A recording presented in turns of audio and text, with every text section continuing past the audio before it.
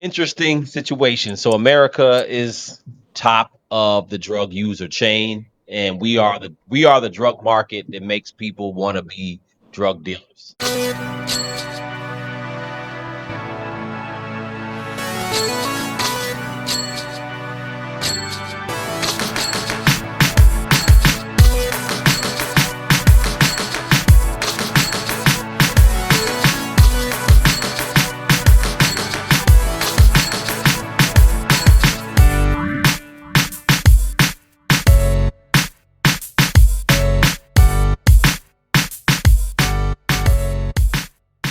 Welcome back to the Crucial Combo Podcast. What is good, everybody? Back on the Friday night.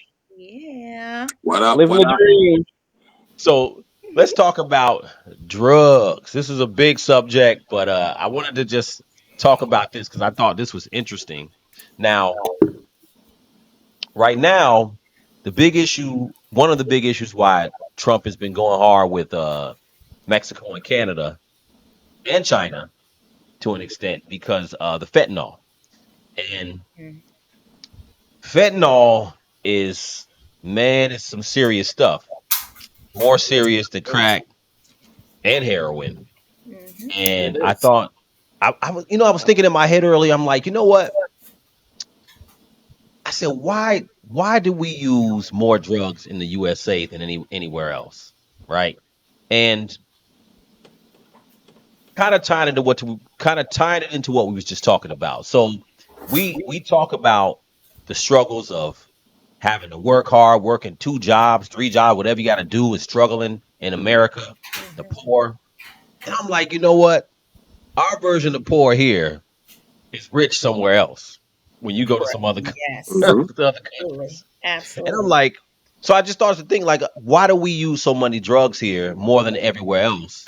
And what is it about America? Because drugs are something that we talk about cartels, we talk about all of that. Without a drug market, there is no cartel. And for a long time, we are like the most.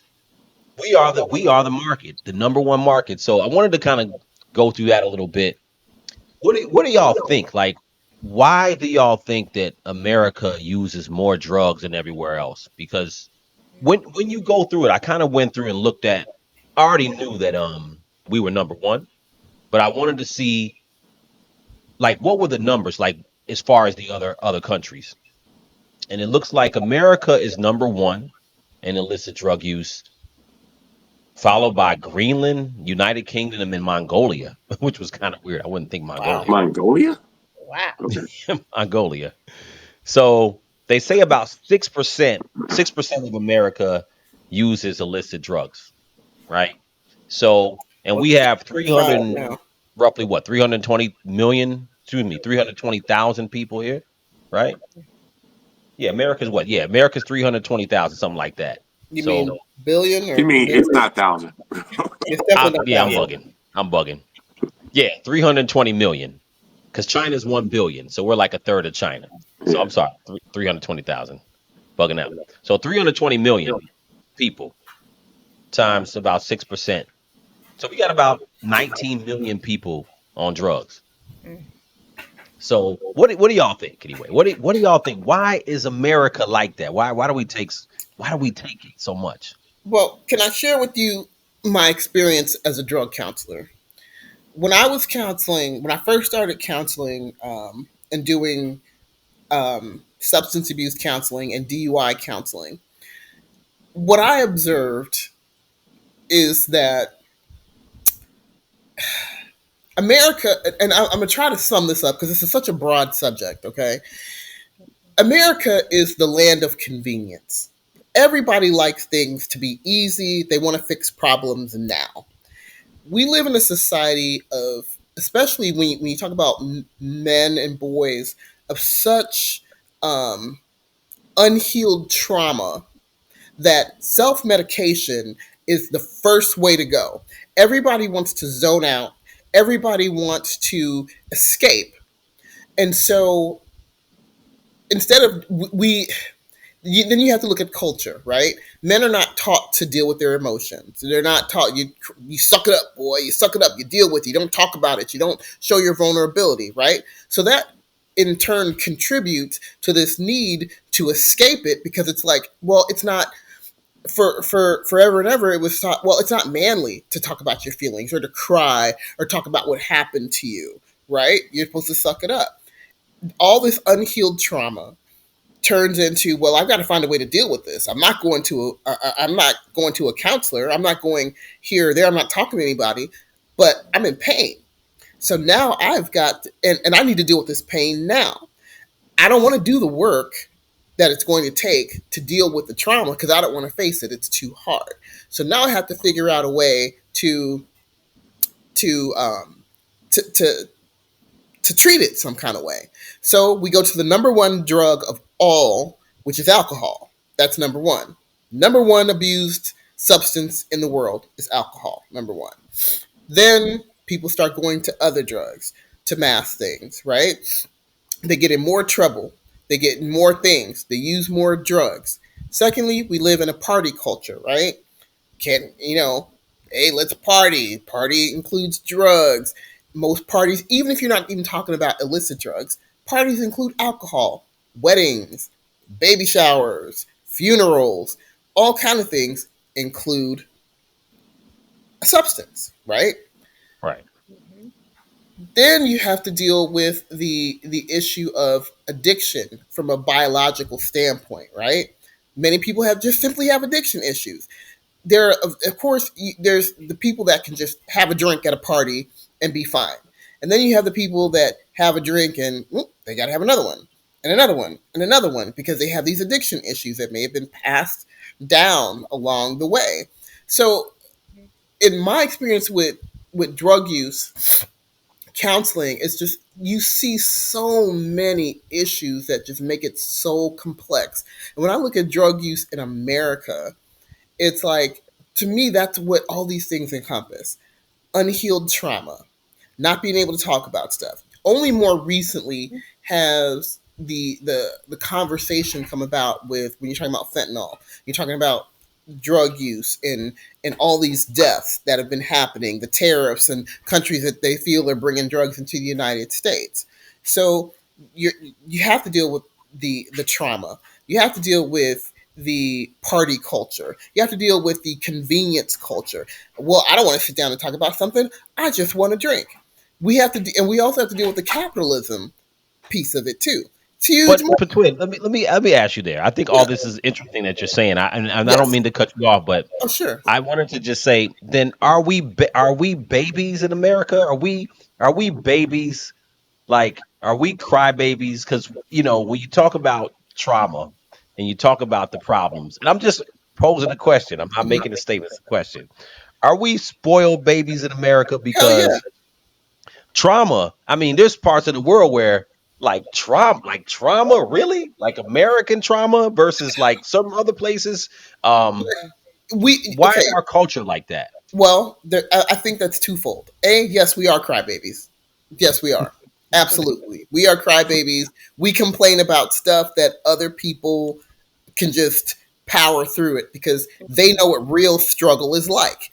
That's Like number one. nobody talks about their problems more than Americans. We love to talk about our Oh, of problems. course. Of I course. think. People love to complain about their damn parking space and how it just ruined their day. Oh my goodness. Oh, life is just so hard because they could not park where they wanted to normally park.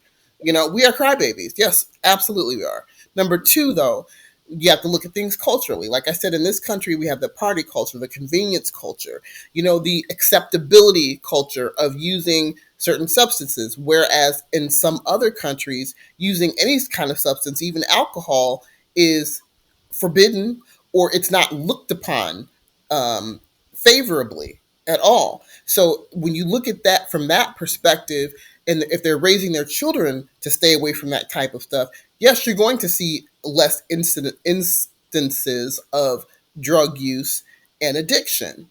And then you have to look at the legal aspect. There are certain countries that kill you for being in possession of Right. drugs. Versus America, we just like to throw everybody in jail and not get them the help.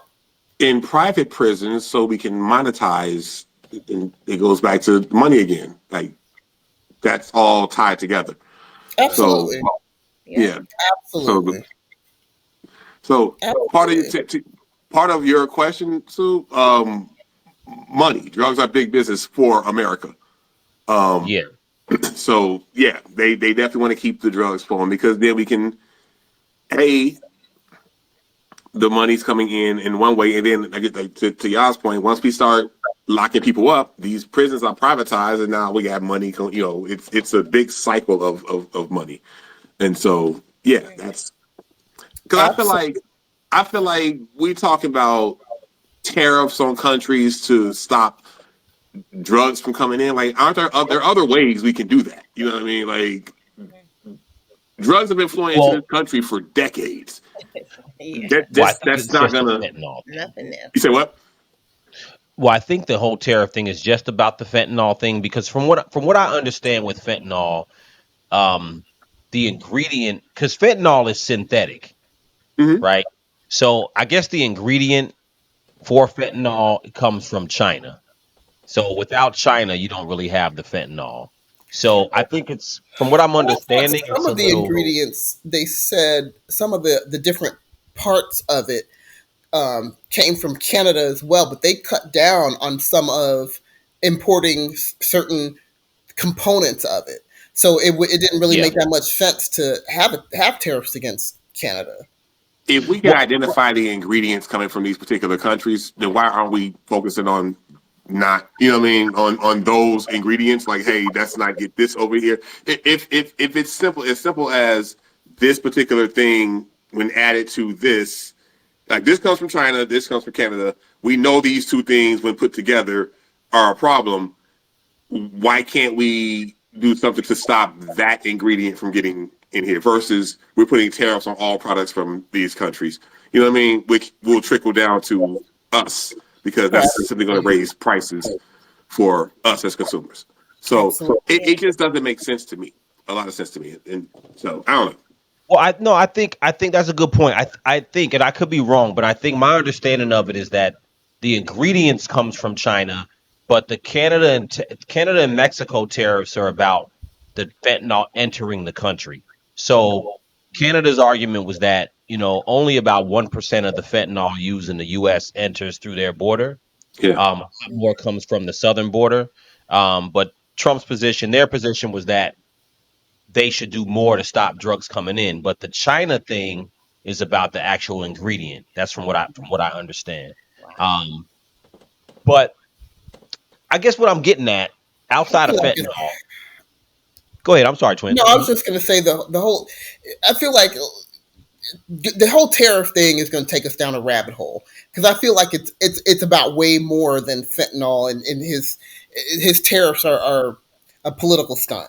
But Mm. with regard to just the drugs themselves, though, that a lot of it's manufactured here. They don't necessarily need China or Canada or Mexico. They Right. have, they're making fentanyl like substances. There are other substances out there that are even stronger than fentanyl that are Yeah. similar to fentanyl, and they don't need China for that. I feel It's the like same thing. on a it's what we just talked about with the gun store, just on a larger scale. Like Exactly. you can stop whatever comes from Canada from coming in here. It's not going to stop fentanyl from being here. You know what I mean? There's so Absolutely. to your point, so many other places that this can be produced here. They'll find You a know, way around it. They'll yeah, find a, even there'll if they be can't get, they could find a way to manufacture whatever this ingredient is that they're talking about. They'll find an alternative. That it's not going to mhm. stop. It's not going to stop anything. Well, I think that's the. Go ahead, G. I'm sorry. Mhm. Oh, I was just sitting here thinking. Has any one of you ever had fentanyl before, for any reason? Shit, I I don't think thought so. the I thought they the were to the be doing. medical kind or the street kind. The medical kind. I, be- I, I, What I you want to say what they you gave doing, me B? some during no, my no, no, C. because they literally use fentanyl in hospitals. Like Absolutely. There's That's a No, there, I'm messing it's a with you because you asked medicinal. about the street kind. Mm-mm. Like, no. only I was only when we start talking about things, it just makes my mind just go and think about things. And I'm like, okay, the one time I had fentanyl was when I having terrible sciatica issues and Yeah. back pain. It was excruciating. Like, I mean, it was really bad. And they gave me like just a few pills. The one pill I took, I was sitting on the couch and there my mom, my brother, like everyone was there. My eyes were closed and I could just hear them like talking. It was just the strange. I said Did you no. did you start levitating? It was yes, it Mm-mm. was like I was like in another world, like but I could hear them. You know what I mean? I couldn't Yeah. move. Like it was I don't You was know. high. And You I was high. He was high. Hmm. very. And but it was like, I've taken Percocets before for pain and stuff like that. Nothing compared to that. Yeah. So much so that when I came out of whatever state I was in, I said, I know I'm in pain, but I told my mom, I said, throw those pills away because I Mm. will never take another. So I'm Yeah. like, people really want that. You want that feeling on a constant basis. That's the How? addiction. Like, That's the addiction part of it that Well, yeah, leaves them that's not the being that's the able point I to. was getting to though initially is I that understand. I kind of want to just I'm trying to understand that because I agree with everything y'all saying as far as how drugs get in and drugs will always be a part of it. But do you ever take a step back and say, man, what makes us in America love the drugs so much? So Mhm, some of the things just on a Google level when you start looking up drug use mhm, in America, I think a lot of the things people talk about is things that both of y'all mentioned, stress, right? Addiction, right? Mhm. But what I like to do is I try to look at, for instance, have you ever watched like those shows like Narcos or any of the El Chapo, any of those movies about the cartels in Mexico or Colombia? mhm. You watch them and I'm like, they're literally standing next to the cocaine all day. They literally are right there with the drugs. And they snort it for energy. Cocaine was really just for energy from the coca plant. And they would take it for that. But they're not like trying to smoke it in a pipe and like really try to live doing this every day. Right. So Americans abuse drugs in a different way. Culturally, we abuse drugs in a different way than other people who are around the drugs. Because so the top cultivated drugs is obviously cannabis is the first one. Mm, I think number two it was cannabis, and then the second one is opium, right? Mhm. Now Afghanistan, I think they're like 90% of the opium, and the opium is, I guess that's how how heroin is manufactured.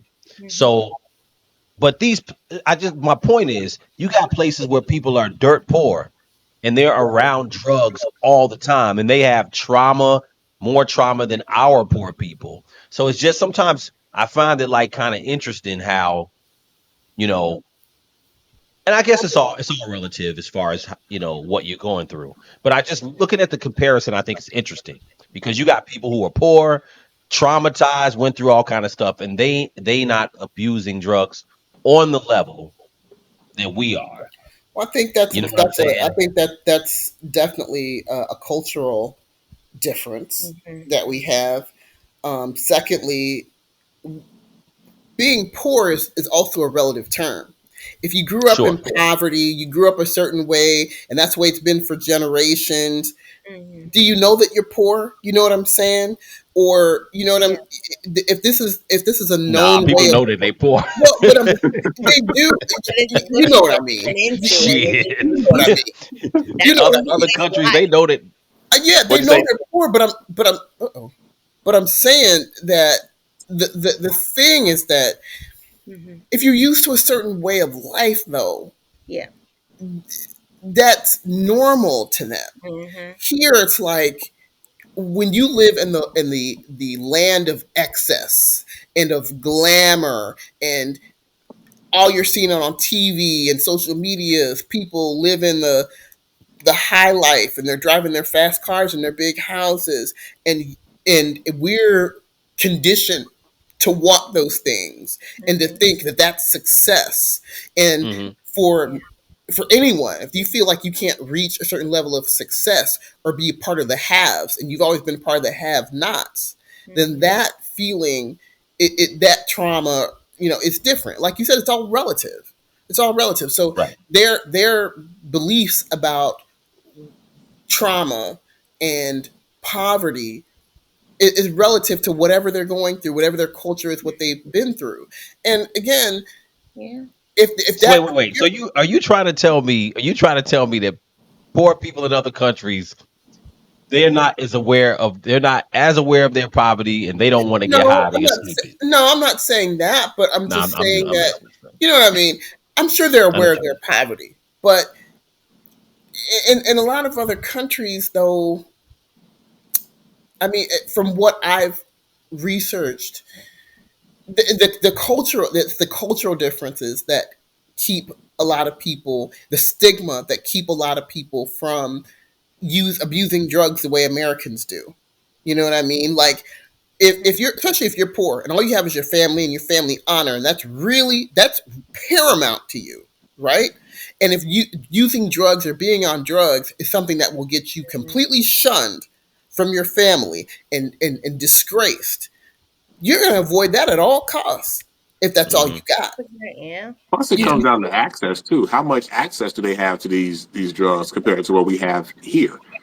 You know what I Well, mean? that's the thing I'm saying though. Like some places they are the drugs. Some places they literally live in the drugs. You know what I'm Yeah. saying? So well, but when are they around the raw ingredients, or are they around the final manufactured product? well, okay, but Mhm. again, this isn't all countries, but just taking the place where the drugs come from, they're literally standing right there with the coca leaf right there. So you Yeah, can but chew yeah, the they've got coca the leaf. they can chew the coca leaf, but it may not have the same effect as it does when you have a manufactured drug that's got all these other Mhm. ingredients in it that make it more potent.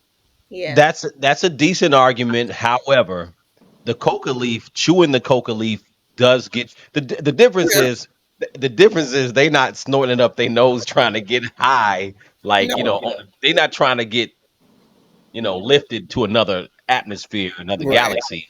They just taking it maybe to get get a buzz, Hmm. and we on some, trying to go all the way somewhere else with it. So, but I get your point. I get your point because Yeah. I think there's a different, like you said, I guess being drugged out, and not that it doesn't happen in other countries, but yeah, it's not something that I think culturally certain countries even think about or even want to be, even if they're poor. They really just want to get, money and eat and have some of the basic things that they don't have that maybe we have here. So I think that's a good point. Yeah. Um, Another point that was brought up in some of the stuff I was looking up is that so one of the hypotheses is that in America, because of the because of the now this is crazy, because of how harshly drugs are prosecuted, there's a forbidden fruit angle to drugs in America. And I was like, I never thought about that either. Like, do you think people are enticed to drugs because of that forbidden fruit factor? You think that's something? I don't. I really don't think that plays that big a No. role in it Y'all at not all. buying that? No. No, I In, think in theory, I hear you, and I want it to make sense, but I just don't think people are doing it for that reason. Yeah. no, Um, no. but I mean, People, I get it. I get the idea of that. Mhm. I just don't see in practicality how that might make sense for children. I think. Like, none of the drug users I know are saying, "I'm gonna do this shit illegal as fuck. I'm gonna do this right now." You know what I'm saying? right, right, I just gotta try it because I it's so gotta try. illegal. It's so illegal. I have to do It's it. right, so illegal. It's exciting. You right. can't believe how illegal this is. But Yeah, so I don't I know. I don't know feel like, how. yeah, But also bear in mind, too, we in the country that we've always glamorized drugs in this country. absolutely. Yeah. Yeah, So Sure. yeah. it's kind of like. it's inherent in our society. You know what I mean? It's just it's Hmm. there. So Yeah. it's in music, it's in movies, it's in any kind of media you could think of. There's you know what I mean, and so Yeah. people are exposed to these things. So like when you, I can't speak to for me personally. I can't connect the dots from hey, I'm gonna smoke this weed to hey, I'm gonna snort this coke. I don't know where that connects. You know what I mean? Like Yeah. my brain doesn't mash those two together. You know what I mean? Hmm. Some Yeah. people will take that leap and say, "Hey, I need to get higher," and okay, I tried coke. Let me try heroin. You know what I mean? Like I don't Right. know that mentality, but I'm sure there are people. I think that's to y'all's point about addictive personalities, like Mm-hmm. Hmm. that are continuously chasing that high. But Mm-hmm. I don't know, man. I think this is just literally in the fabric of America's DNA, and it's really no way for us to Absolutely. for it to be completely washed out. It just is what it is. So Absolutely. That's a good point. I think it's fascinating though that it's in the fabric of our culture because it's just when you step back and look at it, it's strange. It's really strange. And even we're talking about inadvertently we're talking about being poor and the drug market. There are poor drugs, but drugs are used all throughout the state, all throughout the stages The social classes. of social class throughout societies. yeah, Rich people use drugs, Yeah. middle class people use everybody uses illicit drugs, and that's what make the drug market so crazy here. But it's interesting to me because it's like without that, there's no drug market. And I always thought about that during the war on drugs and talking about drugs, all the stuff we've seen in our lifetime. Right. I used to think about that when I was a kid. I was like, man, I said, what if nobody wanted it? what if nobody what Well, if and that's the nobody thing that they're wanted trying to do. They think if they decrease demand, then it will decrease supply.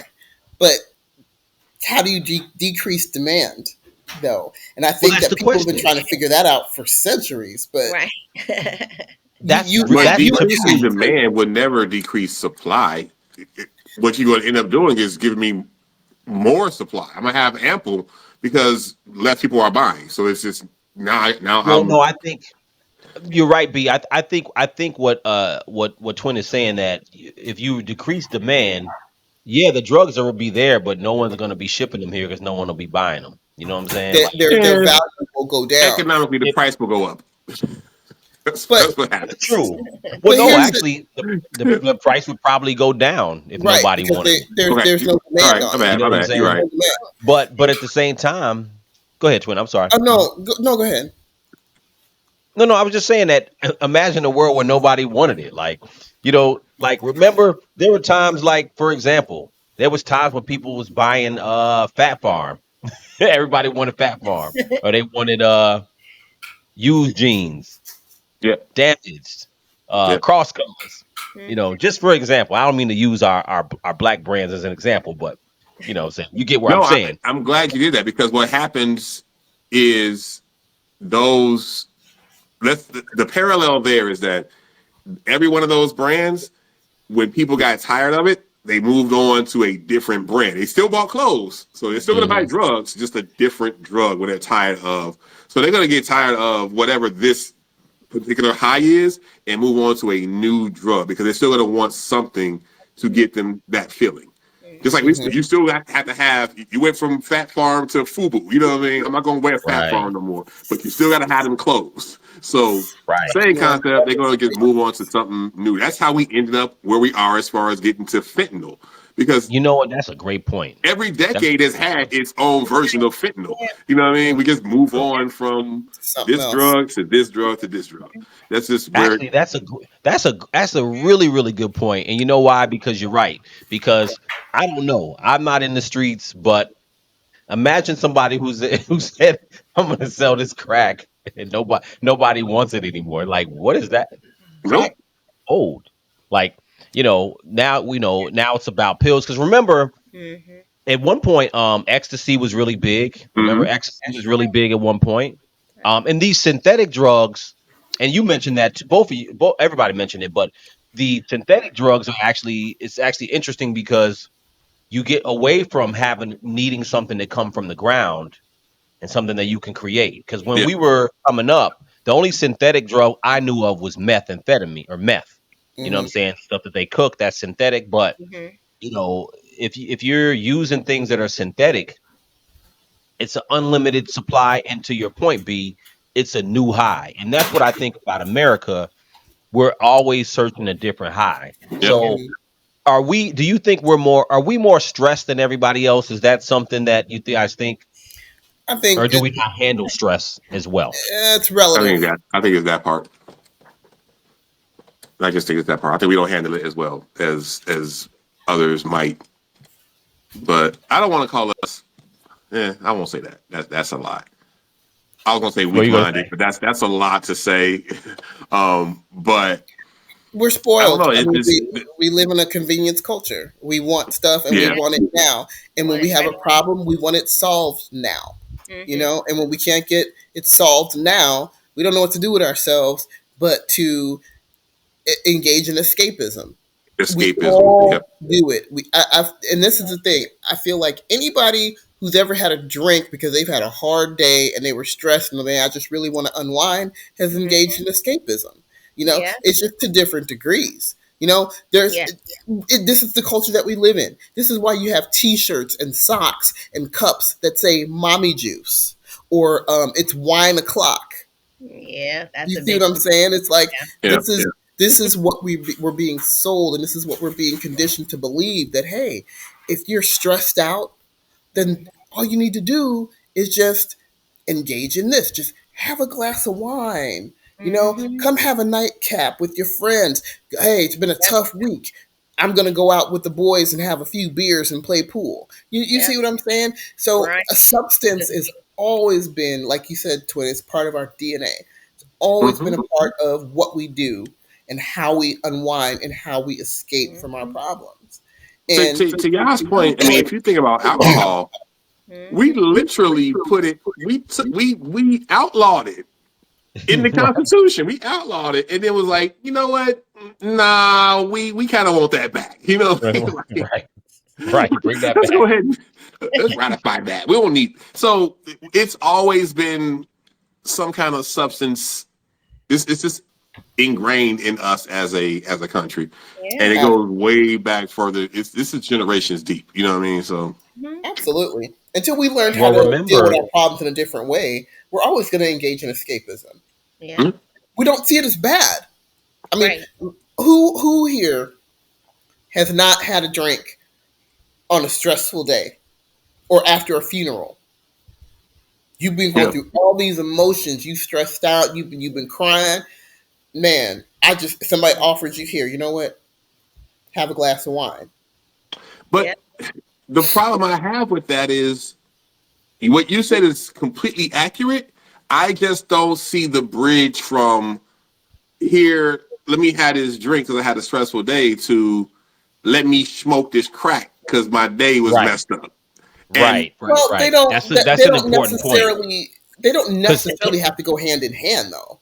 no, well, I'm I saying think that there's whatever is in between in your brain. Something says this drink is not enough. Let me go to something harder, and I don't know what that part is that makes a person go to something harder from like go from just having a drink or I'm gonna just smoke this little weed to I'm going to shoot up heroin.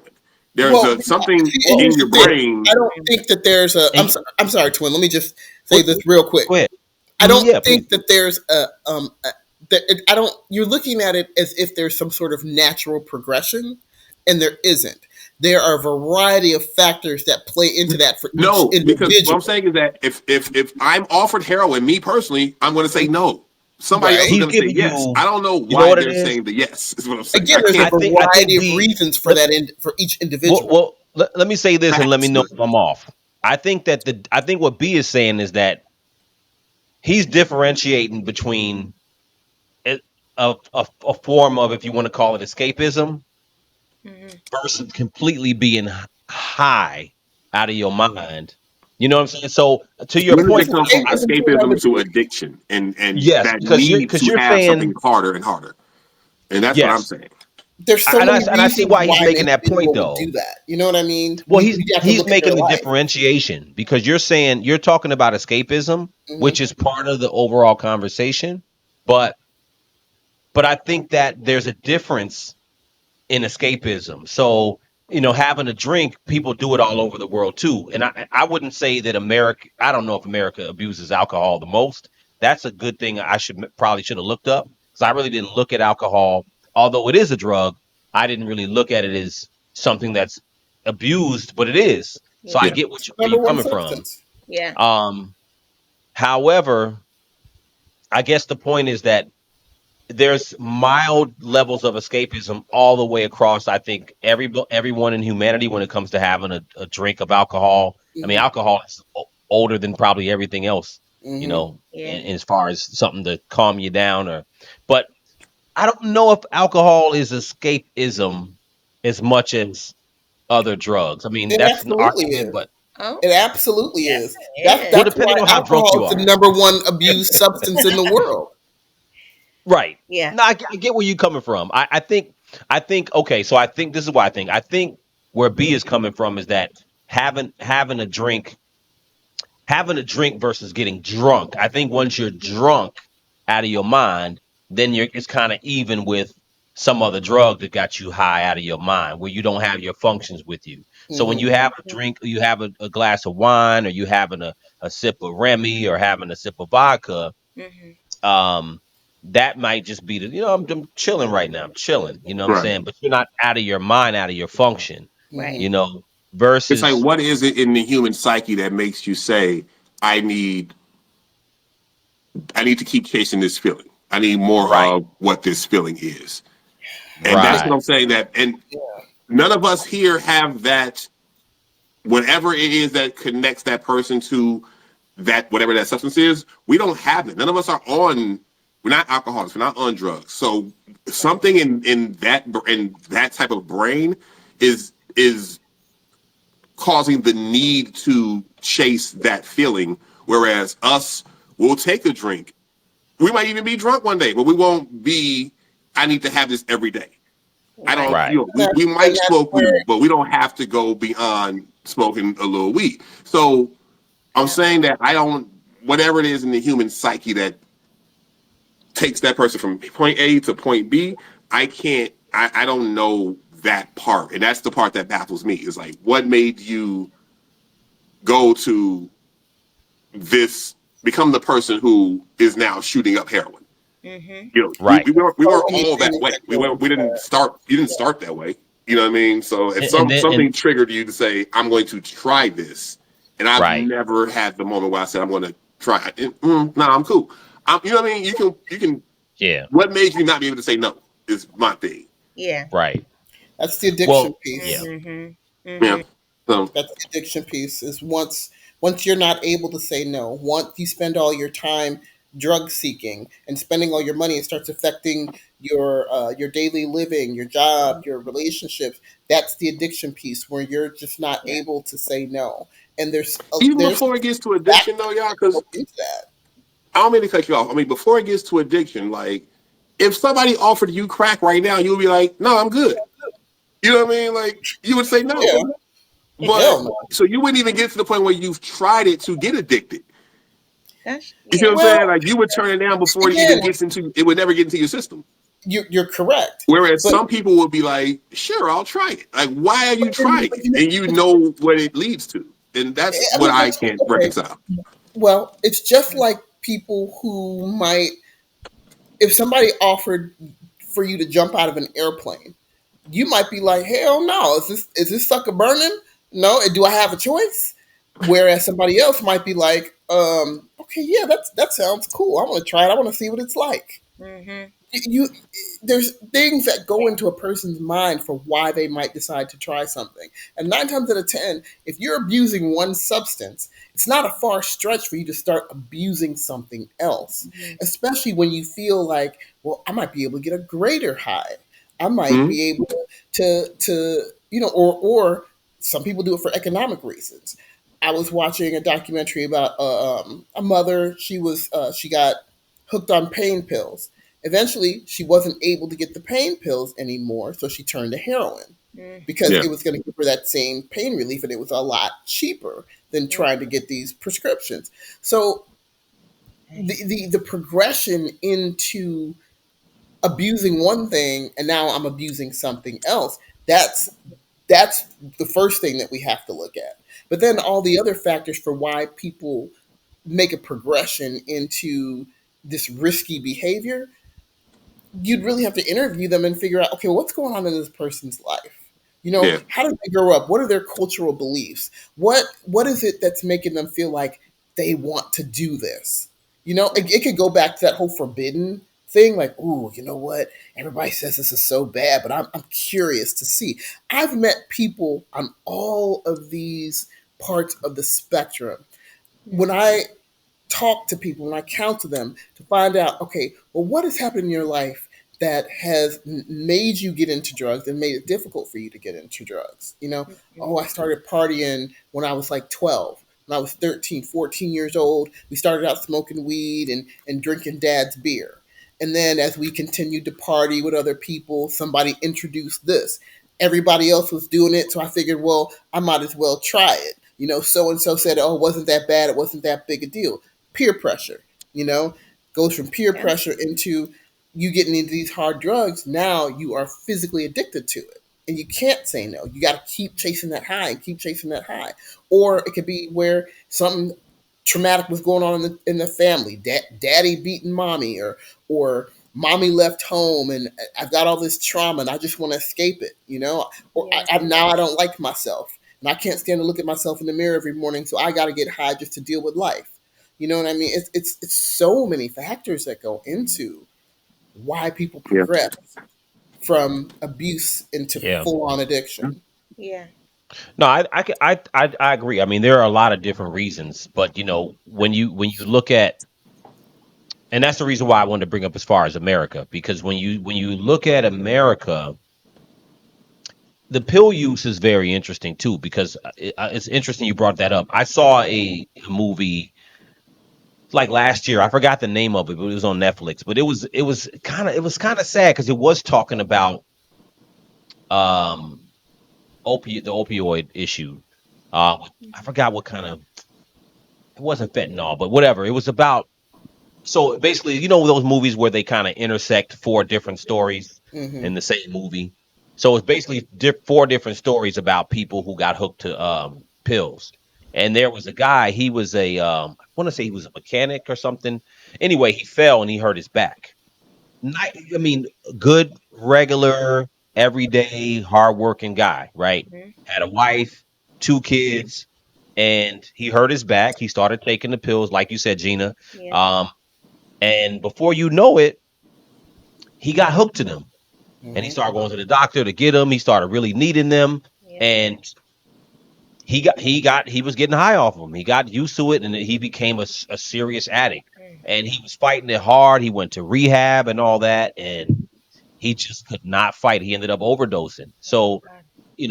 and it might have been fentanyl. I can't remember. But the point is that there are people who do have these addictive personalities, or I don't know. Like B said, we don't have that experience. There's some people when you try certain things, they're so addictive. Mm-hmm. That's what I'm assuming. Yeah. Uh, Yeah. but I still think it's interesting that in America, we just seem to be more prone to do it. And I think that also I think B, you said that as far as access, and I think that's true too. We Mm-hmm. probably have a lot more access to a lot of different types of drugs, you Mm-hmm. know.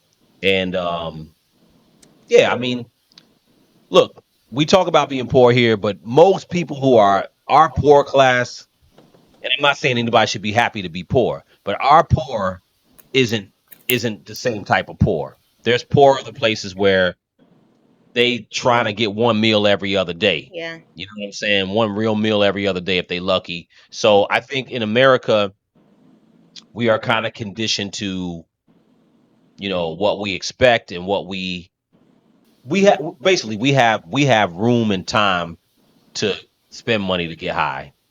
and still Mhm. have some of the basic. You know what I'm saying? Like Yeah. we look at it like that, where we have the benefit of Mhm. being like, I'm gonna get high Yeah. versus other places. And I think that's part of the culture. So um but I don't know. Let me play this quick thing on fentanyl, because I'm not really tapped into fentanyl. I hear about it, Mhm. but apparently it's like the most dangerous thing, because it seems like you don't have to have a lot to die from it. No. Right. Now, did Michael Jackson, he died of fentanyl? Was it from fentanyl for Michael Jackson as well? Propofol. I That was don't know. propofol. I don't. No, it wasn't fentanyl. It was propofol. Propofol, okay. And Whitney Houston also, was she propofol or she was fentanyl? No, that was. I thought she overdosed on cocaine That's what I thought. Huh. because she drowned in the Uh, bathtub. I thought her official yeah, but I cause of thought death she was took drowning, something. but I thought she had taken cocaine and OD'd. Hmm. Nah, I think Whitney was off of that cocaine. I think she was on something else. But I could be No, I wrong. don't know, bro. I think she might have still been on that coca. And That's B, You what think so? don't I, think Yo. I that's what I see thought it your was. T-shirt. Oh, you peep that? Yes, I did. Yeah. Oh, you know what? You know what's funny? Let me unshare this for a minute. I want to make sure people see this, because I Witty. I was gonna say something earlier, but I said I'm gonna wait until we recording. No, you don't have on the Witty Hunt shirt. I just Definitely got the Whitney Hutton World yes, Tour he No, does. joint on. Absolutely. Running with the slow bop. Absolutely. you Oh the you God. the, you the t-shirt king, man. Oh my God. Martin Yeah, was like, the shirt say Witty Hutton. it's Yes. Whitney, definitely. Yeah, Whitney Hutton World Tour is on here. Yeah, My yeah. This is the one. Was that Martin? He was trying to sell the shirts outside of yes. the Whitney Houston concert. Yeah. Mm-hmm. Mm-hmm. Bro, man. Yes. Yep. Him and Bruh Man. You know I Running with the Him and slow bro, man, bop. He was slow mo- running with the slow bop. Witty Hutton. Oh So man, yeah. let Oh me play this gosh. quick fentanyl joint real Oh quick. gosh.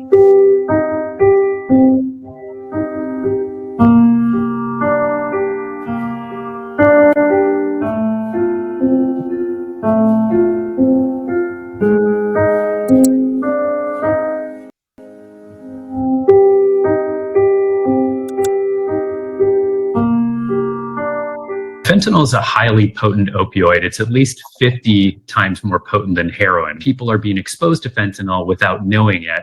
And because it's so highly potent, people are dying at unprecedented rates. What's happened in the United States is fentanyl has entered into all these different parts of our drug supply, including the heroin supply. Cocaine, for example, have increasingly been tainted with fentanyl. Pills that are sold on the street that might look like regular prescription pills are very often fake counterfeit pills that have been made with fentanyl in them. Someone experiencing an overdose will have this decrease in breathing, might lose consciousness, might start to turn blue or pale, and within a few minutes can die.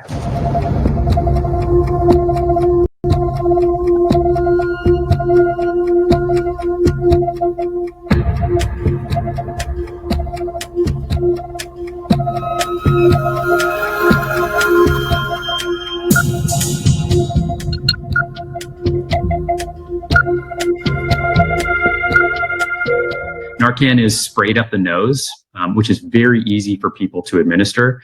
It's safe, it's effective. There's virtually no downside to doing so. It's a critical tool that I encourage everybody to carry with them, to have in their homes so that they can act quickly if they need to. From 2019 to 2021, overdose deaths among 10 to 19-year-olds in the United States more than doubled. In pediatrics, we're not used to our young, healthy patients suddenly dying from things like overdoses, but it's increasingly become a reality for so many of us who practice right now.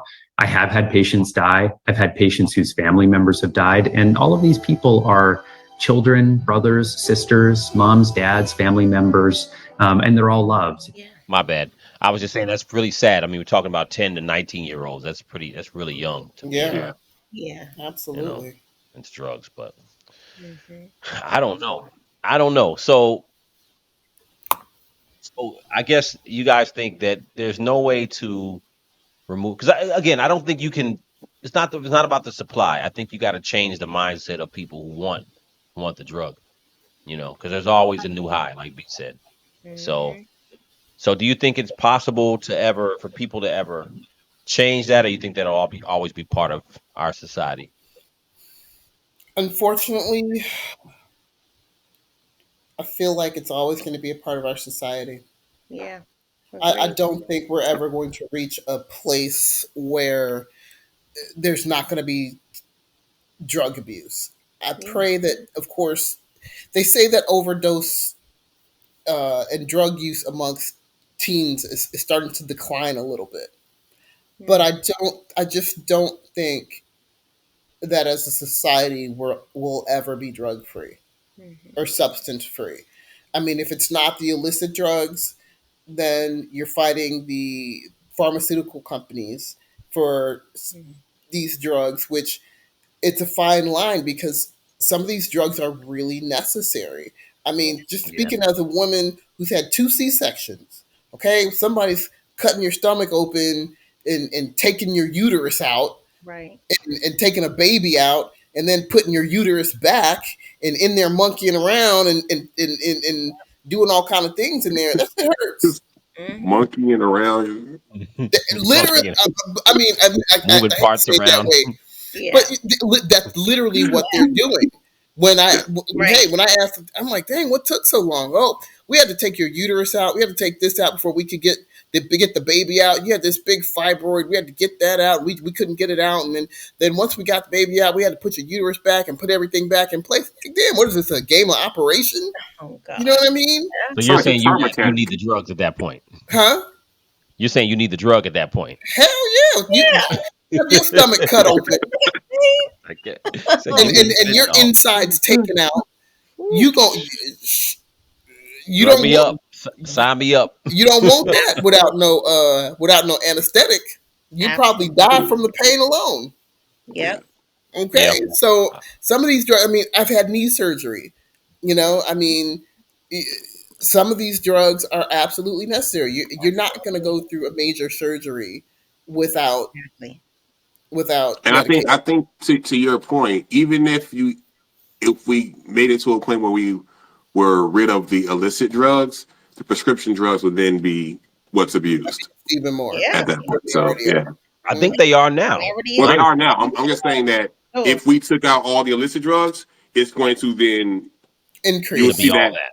Yeah, Hmm. that's where it's gonna all everyone will shift that way. So, Mhm. um, Hmm. Yeah. so you'll see it even more so than you do now in that scenario. Yep. Mhm. Well, let me give y'all another section I wanted to just touch on real quick. For the black community, we got about 60% of drug cases or drug convictions Mhm. are black men in jail. 60% of all drug convictions Mhm. and drugs in general. For our community, do you feel like there's like a and B, you said that earlier. I believe you said that about the allure. It's part of our culture, it's part of the allure. Yeah, we glamorize it. And Yeah, yeah, it's glamorizing of it. And Mhm. I always think about the fact that so many young people, there's always this almost like this whole idea that, every drug dealer makes a lot of money. And Mhm. it's not even the truth. Most drug dealers on the lower end It's don't make that much money, yeah, often go through a lot of hard work to make a little bit of money, mm. you know, standing outside all day trying to pitch something. And it's kind of like psychologically, do you think it's just something that is more cultural versus the money that's really supposed to be there? Because I feel like I feel like a lot of times it's more like, when we watch stuff like I'm thinking about right now, because Gina, you and B more, I'm thinking about The Wire, you know what I'm saying? Or we Yeah. watch like, you know, uh, whatever, American Gangster, whatever we watching, like Yeah. things that make you see the drug trade. It's almost glamorized in a way where we think there's always this money there. Mhm. And the reality of it is you got a lot of guys who end up going to jail, doing Mhm. 2 to 4 years, 3 to 5 years for yeah. small drug things, and it's almost like, man, you're not even really making that much money. you know. But all because of that need, we think the need is here. So we kind of like That's true. people feel like, oh, I'm gonna get into the drug game. I'm gonna start being a dealer. But I think You that know. goes into what we talked about as far as poverty in our community. Some people Hmm. get into. I want to say something. Most people get into just the dealing and that kind of shit just because they don't see any other opportunity. That's Hmm. the fastest or easiest way for them to try to make some money. And the Hmm. dream is I'm gonna be Avon Barksdale, right? But most people Right. don't get past being Bodie. You know what I'm saying? Like, Right. Right. so Most people are boating. you're gonna be Bodie. You know, and the you think you can get to Avon level, and it's just, but it comes from a place of lack of opportunity in other fields. We might some people tend to see it as a necessity to try to make money for their families by going that route. Yeah. If we're talking about the drug seller portion of Right. it, not so much the user, but they may see that as the way to, you know, get some kind of income or contribute to a household that otherwise, isn't necessarily financially viable. So, Doesn't necessarily have it. um, Yeah. so it kind of comes from that, just lack of opportunity in our community, Yeah. lack of direction too, because at any point somebody from an older generation can be like, "Nah, let's go a different route and show you a different way," but we don't necessarily do that. Hmm. We more so will tend to bring our youngins into the bullshit we're doing versus pushing them away, which is what we should be doing. Hmm. Like, hey, I'm doing this, so you shouldn't have to. Versus the mentality somehow became, let me show you how to do this, so you can, you know what I Hmm. mean? And Yeah. it's just passing it on from generation to generation. So it's Yeah. it's a lot, but it starts with economics in our community, bro. That's why people think they need to sell and be on that corner all night. But Yeah. That, and I don't know if you guys touched on it, but status.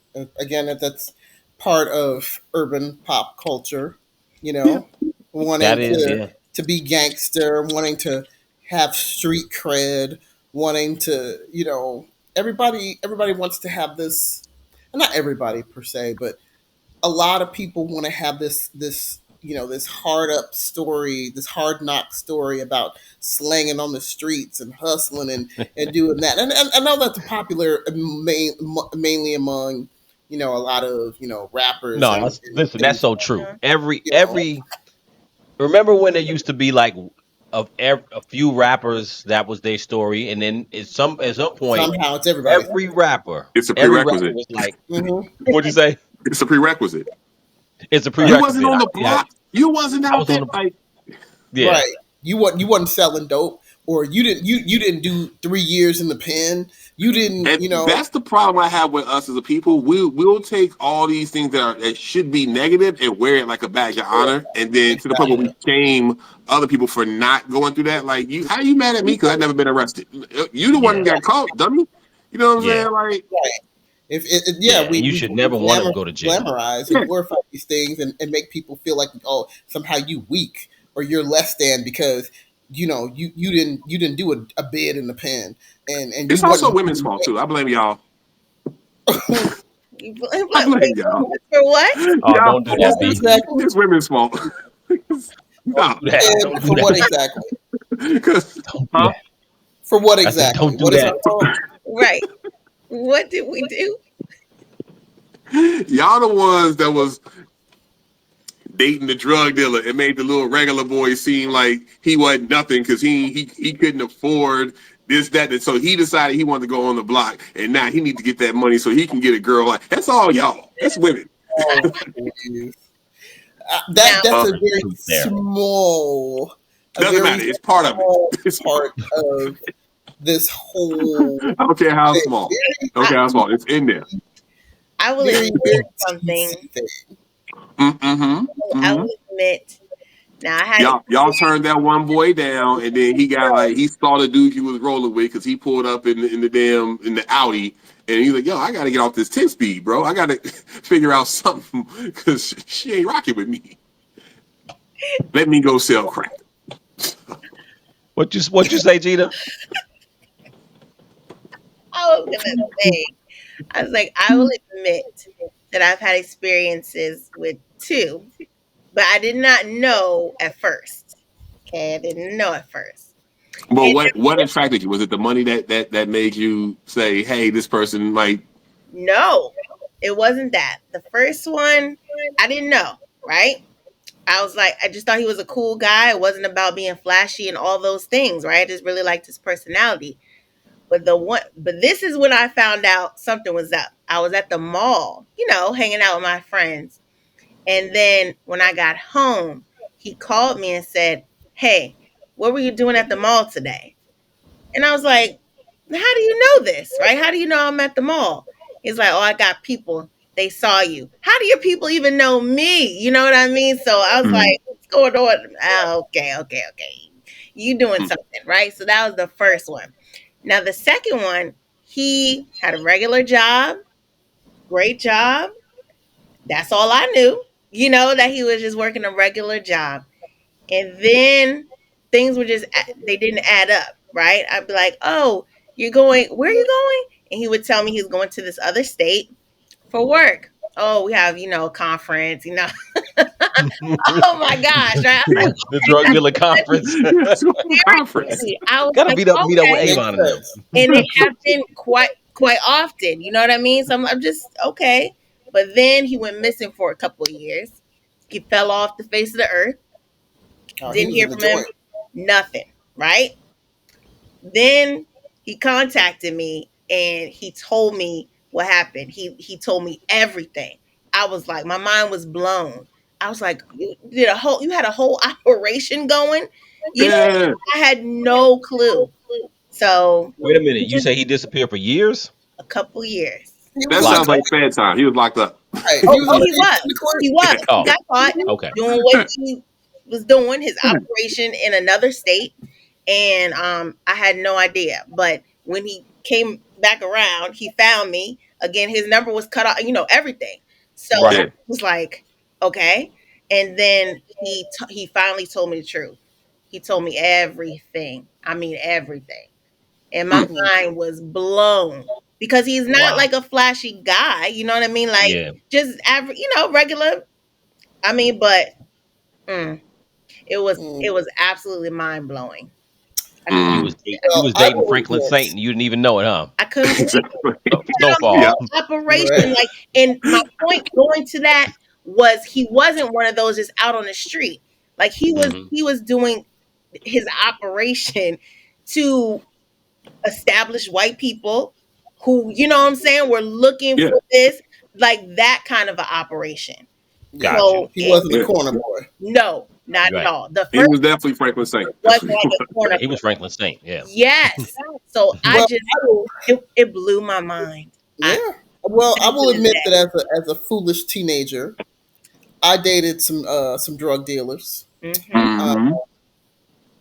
that I didn't date no corner boys, Mm-hmm. but But you I created think some You created some. by dating those drug dealers. You created a corner boy who was like, "I see what he got. I'm gonna try to get." So the girl oh, ain't gonna tell me no more. You created corner boys. That's what you oh did. please no, Spreading the blame no. around the night. No. I No. dated some guys that moved some weight, some serious weight, Mm-hmm. some international shit, and I thought it was exciting. I knew what Hmm. they did. I knew what they did. I knew what time it was. I knew what was up. I was young and stupid, and I thought it was exciting, and and until it wasn't, until I realized that they were just crazy and they were probably going to get me killed, Mm. or get me arrested. And Mm-hmm. when I Mm-hmm. came to my senses, I didn't mess around with guys like that anymore. When So, you're young, I'm saying all this stuff like in jest, but what I'm saying is that but like it's true, though. There's a little level of things freedom. like that you guys don't realize factor into the mentality of a young boy who's trying to he Absolutely, sees that and he's like, I'm going to try to live that lifestyle because I think that's what I can get from, you know what I mean? So that's absolutely, kind of absolutely. part of It's how. Yeah. Of course, It's absolutely. it's I not totally worth agree it. with that. I totally agree with that. I mean, with Mm-hmm. young girls influence young boys influence young girls, and it's just a Mm-hmm. cycle that goes around. And when you think that you need to have money and status and cars and this and that, and you don't have the opportunity to get it. Maybe you come from a poor family, a poor neighborhood, and you see, how flashy they are. You figure, okay, well, Yeah. maybe that's what I need to do to, so I can be, so I can be down like that. Yeah. And I mean, that's a real thing, and it still is a Yeah. real thing. Well, it's just still interesting to me that there without the drug user, none of that stuff is possible. Without Facts. someone wanting the product, ain't none of that. Could you imagine? There was a time where, at least for black people, and even the greater society, but there was a time in America where you couldn't sell cocaine. People didn't even know what it was. Like they weren't using it like that. Even in the obviously we weren't living at that time, but or I wasn't. But in the 70s, 60s, and the 70s mainly, and even in the early 80s, cocaine was just a party drug, Hmm. a very innocent party drug in a way, Hmm. and the For white the folks. the view of it changed. But imagine going back in time where you're trying to sell this stuff when nobody wanted it. Maybe you go back to the 40s or 50s. Like who the heck was sniffing cocaine? Like they look at you like you're out of your mind. Yeah. They So were putting it in Coca-Cola back then. That's true. they did have it in Hmm. Coca-Cola, That's true. a Hmm. part of the ingredient, but Hmm. again, when you look at certain things, it just depends on two things. It depends on the dosage, and it depends on Mm. the public relations image of it. So, and my one of the things I want to bring up was think about how cannabis or marijuana has changed. You know, we went from being people getting locked up with marijuana, trying to hide marijuana. Now you can go to dispensaries and go get you some weed, like you're going to get, you know, a bag of chips. You know what I'm saying? So it's not. I don't know how it is in Texas, but in New Jersey, um, and Well, how is it in Illinois and Maryland? It's the same. Same. Yeah, you go get it. It's Yeah. nothing. Yeah. here Yeah. it's more mainly CBD, because Mm. suppose I mean weed in its purest form, THC is illegal here still. But Right. the interesting thing about that, it's illegal in a certain concentration. Yet you have CBD vape stores everywhere Right. here, Yeah. Everywhere. and you even have the guys that be out there with the signs, flipping the signs around. They sometimes they dressed up in some kind of costume. There was a guy on the corner that I see fairly often that says he has a sign that says free weed. So it's like Free weed. What? free weed to get people to come into the store. And in my mind, I'm like, well, if weed is illegal here, why is this guy having a sign that says free weed? And then somebody Yeah. explained it to me, and I was like, that doesn't make sense. It still doesn't make sense. You're still encouraging drug use, Yeah. Yeah. regardless of, Well, and honestly, people, it's it's everybody here smokes weed. it's just The looked at real differently now. It's social. It's more social. It's just like more how socially B said acceptable. earlier when you talk about alcohol. Alcohol was illegal. You knew everybody did it. Everybody drank it, and then you know, prohibition happened and it changed. And same thing with marijuana. Like everybody was smoking it before, but now it's like not. Now it's not like something you got to hide or something that's seen as something devious Yep. or whatever. Now it's kind of like people are like, yeah, I'm gonna go this morning and go to the dispensary and go get a bag, or I'm gonna go get these cookies or these gummies or whatever it is, and Yeah. Well, I mean, weed has a lot all of of it. benefits. I mean, You know what let's I think though, just to pivot back a little bit, Hmm. Hmm. when we talked about how we can kind of get out of this culture that we have in America, one of the things we could probably start doing as a country is maybe stop criminalizing drug users. We should probably treat it as a medical thing versus a crime. You know what I mean? Like They're trying because to do there's that obvious, in a lot of jurisdictions now. yeah. Because at that point when you start criminalizing it again, you're just putting people back into that same system. Exactly. You know what I mean? Versus Yeah. treating what would be considered an illness and Right. looking at it from that standpoint. And that's how you get people off of the product. But you don't want to do that because again, it's all monetary. Prisons are privatized. You Yeah. criminalize it, you throw them in prison, we're gonna make some money. You know what I mean? If I get you off these drugs, Mm. I can't make money off you. You know what I mean? So Yeah, Well, you know what though, B, that's a good point because if you go back to a point from earlier, you're right. So if you decriminal, so that's a good point. So if you compare that to marijuana, right?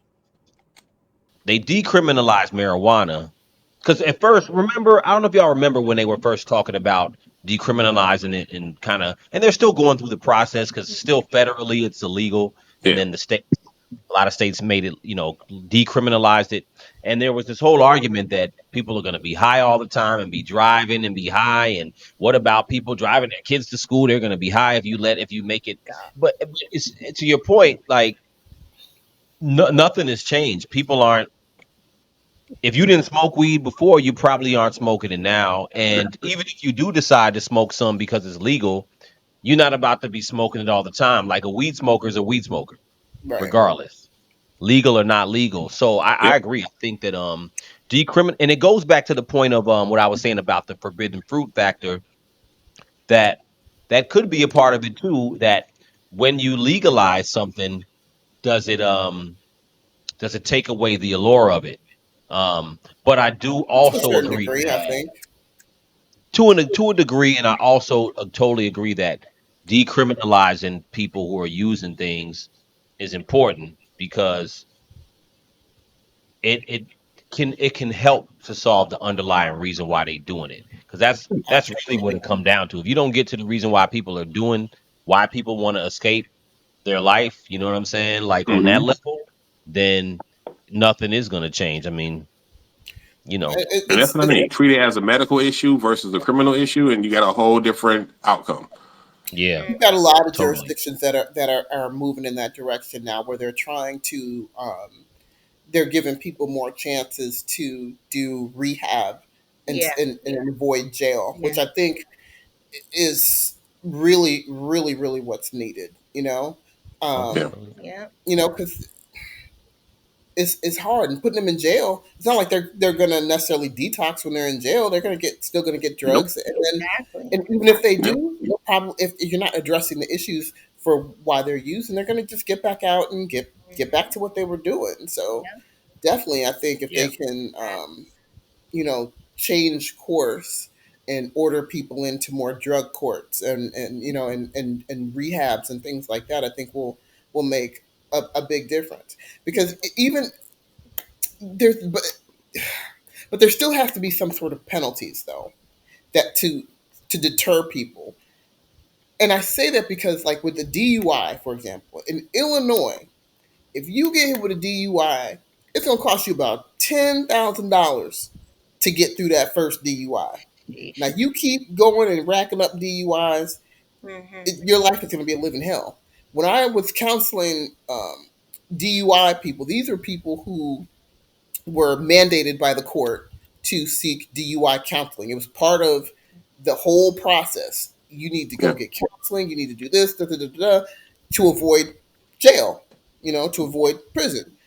And, getting a lawyer, getting all those other things, it costs people a massive amount of money to get out of a DUI. I think that some of those fines and penalties should be levied against some users in certain situations as an additional deterrent, you yeah, know, Hell to, yeah. you yeah, Because yeah. if you're I'll stop you goofy, when you're wrong. You're right. yeah, You're if 100 you're percent if you're right. if you're goofy ass get in the car and you that drunk and you mess around and hit somebody, then look, yeah, I agree. You just get what you got coming to you. You Yeah, know what I'm saying? Now, It's you gonna know cost you a what? lot. That brings me to reality TV. Did you guys see on the Real Housewives of Potomac? Karen She did Huger. what? She got 2 years. She got sentenced to 2 years, but she only has to do one. They took off one, but she got Mm, up. okay. This was like her fourth DUI, and Fourth. fourth.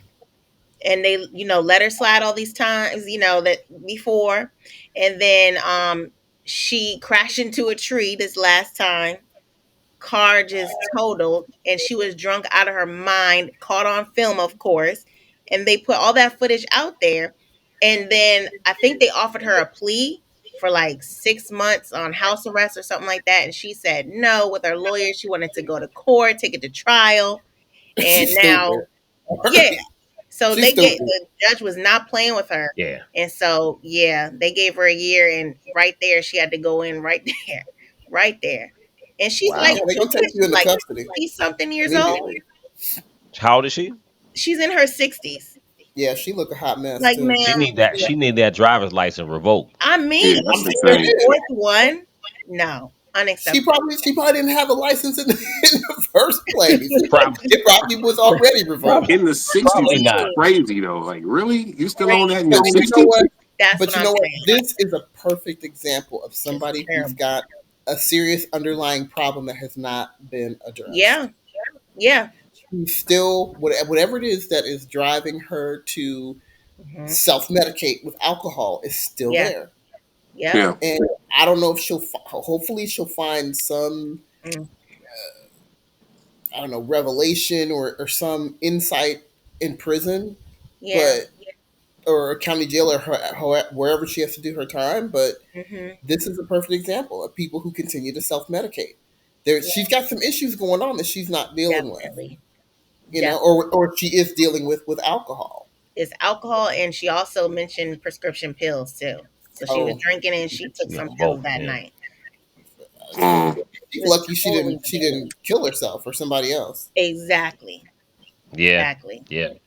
Yep. Well, we live in a country where, like I said, people have the privilege of being on pills and alcohol. We live in that. We're privileged enough to do that, and I think that's what it comes down to. Because your ass ain't got no food, and you can't eat, and you ain't got nowhere to live. You know. But you might be getting high in that situation too. But chances are Unfortunately, a lot of people are. Hmm. in Unfortunately, a America, lot of yes, people are. but Yeah. I think that maybe the answer is I don't know. Maybe the answer is they need to provide a lot more free counseling to everybody. Maybe everybody just need to talk about their problems more. I guess you know what I'm saying, and really talk to people. I think part of the solution would be in having state and federal governments funnel more um, money into counseling and rehab. And unfortunately, that's just been the total opposite, where a lot of federal and state programs have been cut. That's one of the first things that end up getting slashed, especially in Illinois. They started cutting all Yeah, these programs. They started Right. defunding all of these mental hospitals Hmm. and rehabs and state funded anything that had to do with either mental health and substance abuse. They started defunding all those things. And yeah, so a lot of the people that were getting help were no Hmm. longer able to get help. And a lot of them just ended up just going to jail.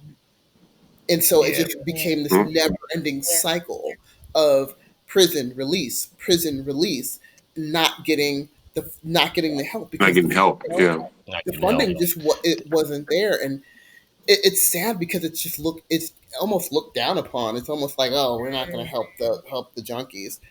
You know what? Hmm. There's a lot of people who are suffering with these issues and maybe just can't, for insurance reasons or whatever it is, they can't Yeah. afford.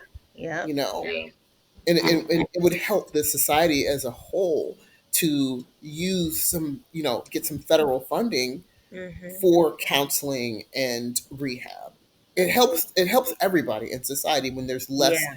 addicts overdosing and less drunk drivers on the street Hmm. and less people that are high and whacked out committing these crimes. I was yeah, watching one of the body cam police shows, and this guy who was whacked out of his mind, he broke into this lady's house, hiding under her bed. Oh my gosh. You know what I'm crazy. saying? Oh Like, my gosh. Mm. just crazy shit. Yeah. People get killed behind that Yeah. shit. That's true. Well, there's different levels. There's different levels because you also have people who are taking drugs but also have mental issues in addition. So I saw there Correct. was a Yeah. Southwest flight, I think a Southwest flight, either coming out of Phoenix or going to Phoenix, where this woman, right before they took off, she stripped butt I naked. saw that. You see that one? See, Yeah. she stripped butt ass Oh my naked, and god. ran down the aisle, tried to get in the cockpit butt naked. Oh Lord, You that's know what like I'm the worst. saying? That's like the worst possible place for that to happen. Not My, only my God. are you dealing with a butt naked crazy person that's out of their mind, you're on a Yes. plane. We can't even. It's like, oh Right. Listen, Yeah. no, lucky for Yeah. them, lucky for them, they hadn't taken off yet. They no. hadn't taken off yet. So, and I don't know if they pulled away from the I don't know the word, but Yeah. to connect it to the terminal thing. Mm-hmm. Yeah. They didn't pull away from that yet. So apparently, she got up out of her seat, tried to go up, walk up, said some stuff. I don't even want to laugh because I know that she, Mm. had some issues. From what I understand, she's had either bipolar or whatever. But serious level. Like if you're having an episode on that level, it's probably more leaning towards maybe schizophrenia or something, Mm. for a little bit Or it further could than be just it bipolar. could be a drug induced psychosis. Mm. Well, I don't know if she was even on drugs, so I don't want to say that Mm, because they Some didn't people okay. say that she they was on take any things drugs. though on the plane, anxiety, all these different Mm-hmm. feelings. It So could be a trigger. Yeah. yeah, Could have been a you trigger. never know. All I know is she took off everything. She tried to get in the cockpit, and then apparently when they I don't want to laugh because I it's not. know. I'm not laughing at the I know. situation. It just seemed like some crazy that you would just be like, imagine if you just a passenger sitting on the plane, like, what the hell is going on Right. here? Like, Yeah. Right. so she's trying to get in the cockpit. Of course, I don't even know if she's able to open the door, but whatever it is, one of the stewardesses, her flight attendants came up and put a blanket around her or something. Mm. And then apparently, I don't know if the door was still open to the terminal thing. She just took off. So, But yeah, she ran through the Right. back out the You just plane. got off the What? plane. yeah, she ran back out the plane. So, Oh I don't want to Lord. laugh, So but it she is goes just back into I the. So can't. basically, if you're in that gate waiting for your flight, and you see a naked woman come running off the plane, like what are I don't you want to laugh. I don't want what to are you laugh. I don't thinking in that know. moment if you're the person who's just sitting there? But you wait a like, minute. That door isn't that door closed? That Maybe see, they I terminal haven't don't know. closed thing. it yet. I think it would be closed, but I don't know if maybe they didn't close it yet God. because they People say that she took boarding. off. No, I'm talking about once you go up that little tunnel. Once she gets back to the gate, you're saying, Yeah, but yeah. Oh, So I can. Oh, like that up So there. now I'm picturing the naked woman standing behind the closed door, just beating on the That's what I. door. That's what I would think. Oh And if yeah. you're the person, you have to open it. Like what the? And so true, true. that's a lot happening, bro. That's That's too much. that's a lot. Yeah, That's it's too That's a it's lot. much. Oh there's a yeah. there's a lot God. there. Oh Okay, my God. actually, Yeah. yeah, yeah. Let me play this real quick. This is This is interesting. too I mean, much. but I don't. She wasn't necessarily on drugs as far as I know, but Just had a let me mental see. breakdown. Oh my God. Yeah, it said it was a mental They kind of go breakdown. hand in hand. There's a Let me lot of share people it with real quick. undiagnosed mental illnesses that are self-medicating That's a with great point. drugs. I mean, That's true. that's Yeah, a no, huge you're reason absolutely for right. drug Yeah. abuse.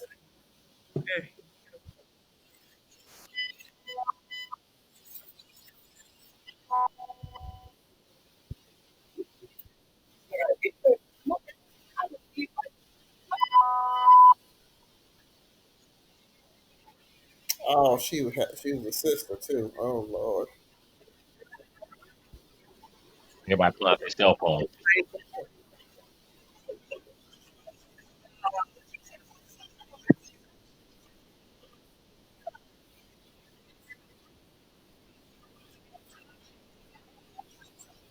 She's showing off too.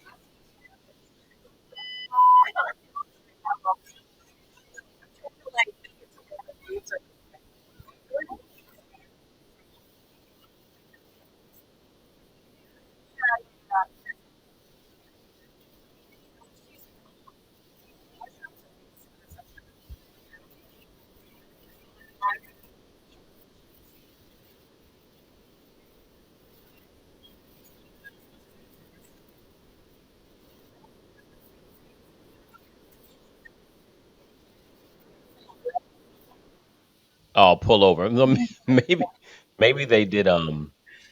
Interesting. So maybe they. I don't know. She's saying they got to pull over. Maybe they did pull back up to the terminal, but And you know what? I don't know. Maybe she didn't have a mental issue. Maybe she was. Maybe she took some. Maybe she took. That's why I don't do edibles, because that shit'll creep up on you.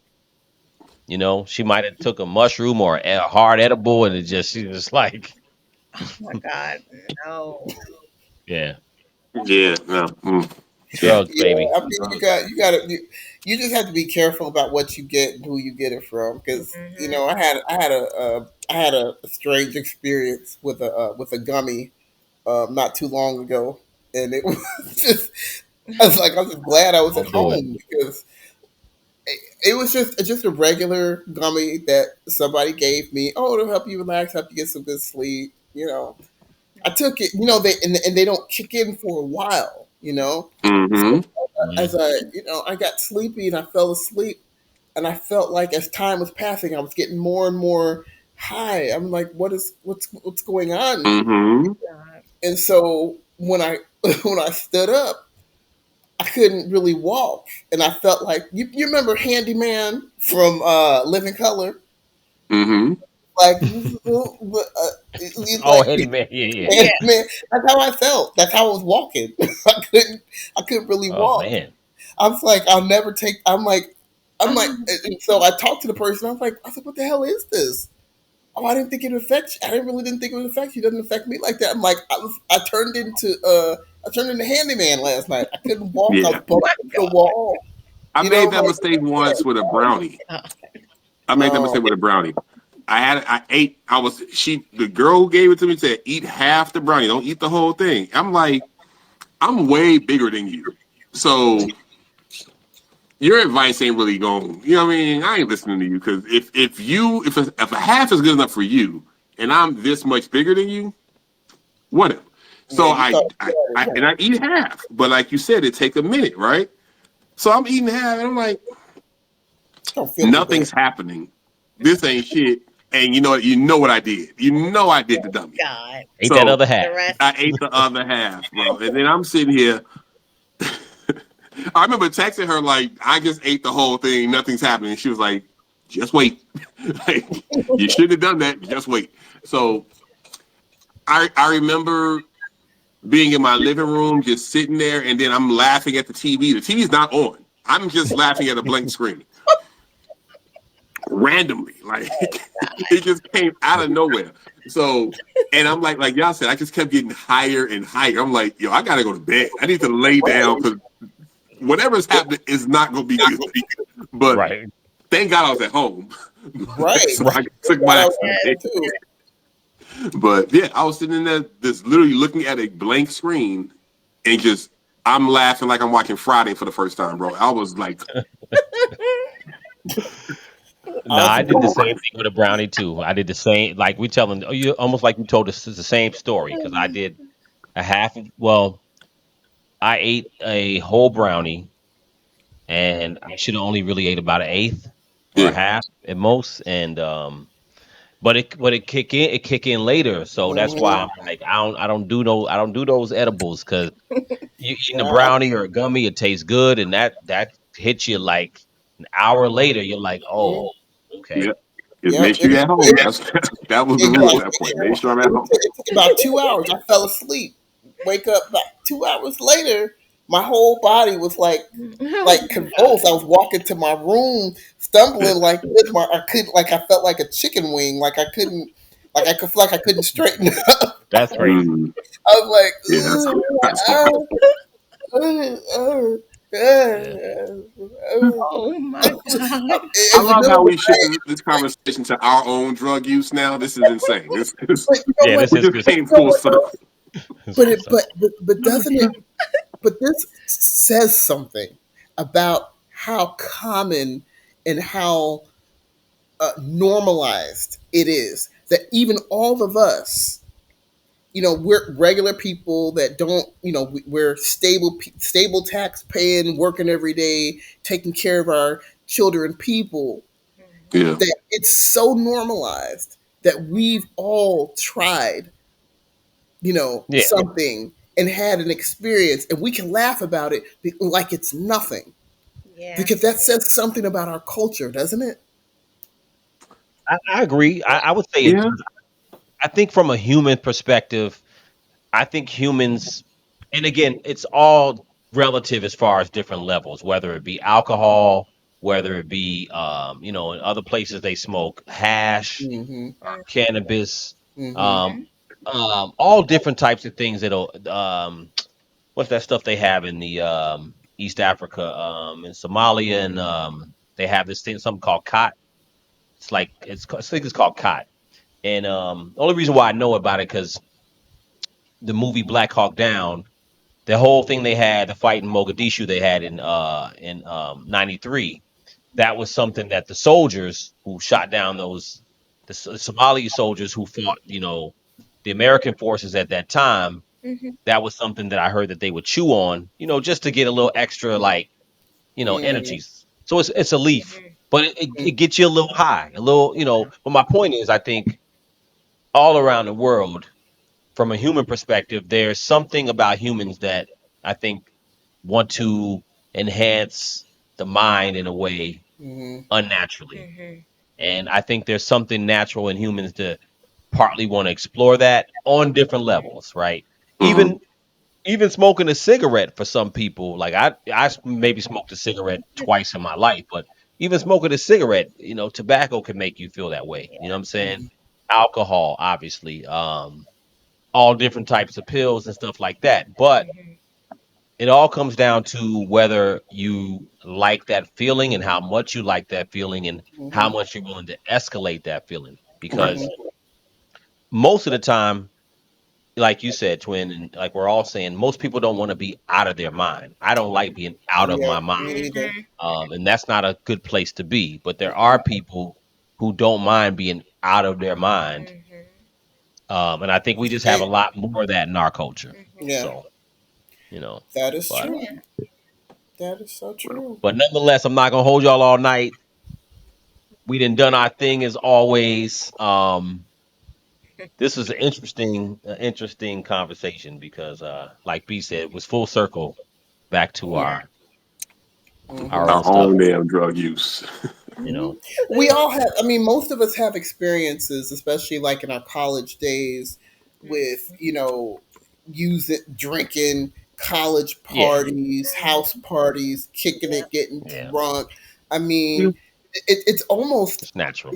that it's so normalized. It's almost Yeah, expected. Oh, Right. well, you're this age. This is your time to go Yep. out and party and have fun and live life. And of right, course, Yeah. getting wild and getting drunk or getting high is a part of that. It's Yep. it's right.